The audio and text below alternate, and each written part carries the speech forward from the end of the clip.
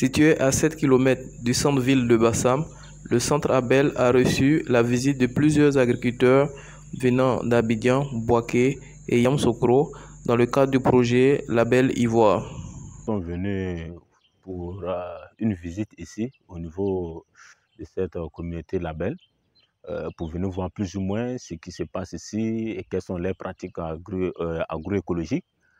Cette visite organisée par l'AUR était conduite par Oum, qui est aussi animatrice générale du projet Label Ivoire. Venu avec un groupe de producteurs pour voir les pratiques qui sont mises en place et puis dans quelle mesure ils peuvent dupliquer ces pratiques-là sur leur parcelle de sorte à produire des produits sans intrants chimiques de synthèse et qu'on puisse labelliser par la suite. Madame Kodo Lydia, secrétaire générale de l'association Ivoire Éco-Responsable, a présenté cette association ainsi que le projet Label Ivoire qui est financé par le programme Lian 2. Ensuite, Claude et Rachel ont présenté brièvement le centre Abel et le docteur Diabaté a expliqué les objectifs du projet Marigot.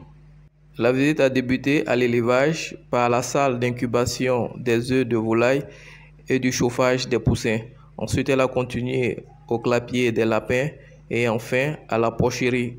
Après l'élevage, les producteurs se sont rendus à la composterie du centre Abel où Rachel, la responsable de la production végétale, a expliqué comment elle confectionne son compost lent et rapide et aussi le compost liquide. La confection de mâles solides et liquides a été expliquée aux producteurs. Le dernier site visité était celui du projet Marigot, dont l'objectif est de développer le maraîchage agroécologique périurbain en Côte d'Ivoire.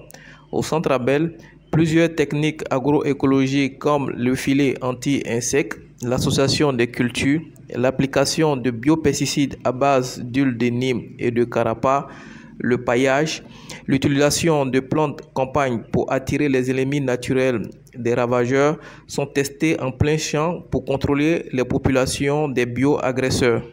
Cette visite s'est terminée par un échange entre les producteurs et ceux du centre Abel et ensuite nous avons recueilli l'avis de certains participants. Agrobiologiste venu du corps régional Songhai Bénin.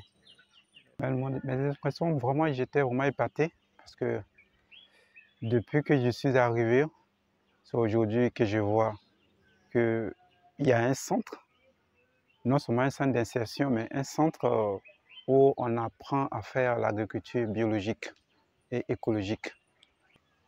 Et c'est à la maison là, pas loin. C'est à la maison là, j'ai juste eu un terrain là. Donc c'est là, par là, j'ai commencé un peu. Et je sais qu'à la longue, je vais agrandir ça. Parce que vu les visites que j'ai faites, en tout cas, c'est passionnant, c'est intéressant. Voilà. Je pilote le projet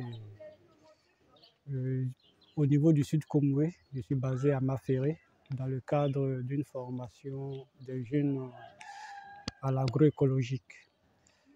Bon, ce n'est pas la première fois que j'arrive à Bassam, mais cette fois-ci, j'ai été beaucoup émerveillé par le changement qu'il a eu ici. Et au niveau de l'agriculture végétale aussi, c'est là que je peux dire qu'il y a eu un miracle qui s'est produit, puisqu'à plusieurs reprises ici, comme on le dit vulgairement, nous avons tapé poteau.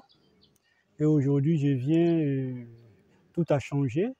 La vie renaît au niveau des plantes avec de nouvelles techniques.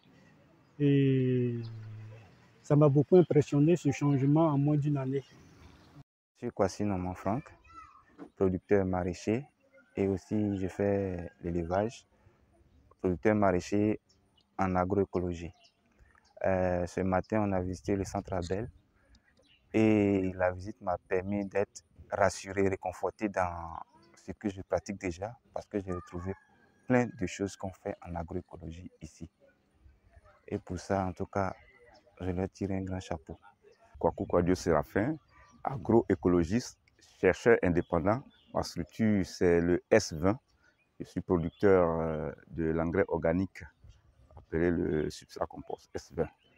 Et je suis actuellement à Bassam, dans le centre Abel, Et mes impressions, c'est que là, je suis très impressionné de par les initiatives qui sont prises ici en termes de démarche agroécologique, parce que avec le CIRAD, j'ai pu rencontrer le docteur Diabaté qui a déjà mené des actions très concrètes dans tout ce qui concerne la technique culturelle agroécologique, dans tout ce qui concerne la défense des cultures en agroécologie.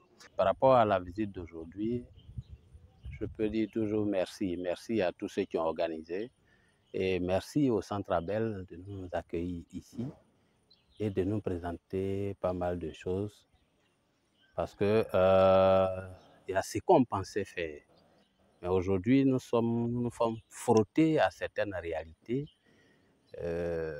au sein de ce centre, parce que là, c'est vrai, c'est l'aspect pédagogique qui a primé, mais à travers les échanges avec ceux qui conduisent le projet sur le site et à travers notre guide et celui qui a pu nous transmettre le savoir sur le site, à la personne du docteur Diabaté, et nous disons merci.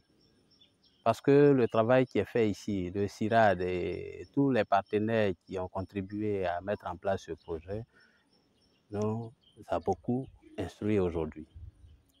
Nous avons appris, nous repartons heureux parce que par rapport à tout ce que nous faisions, il y a eu un plus.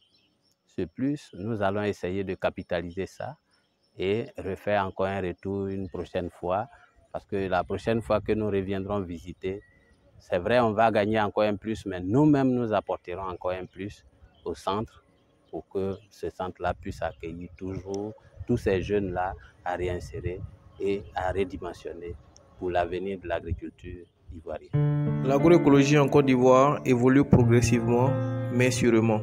La synergie des acteurs de cette agriculture permettra de proposer de meilleures pratiques agricoles dans l'optique de faire de la Côte d'Ivoire le leader de la production maraîchère en Afrique sans utilisation d'intrants chimiques de synthèse.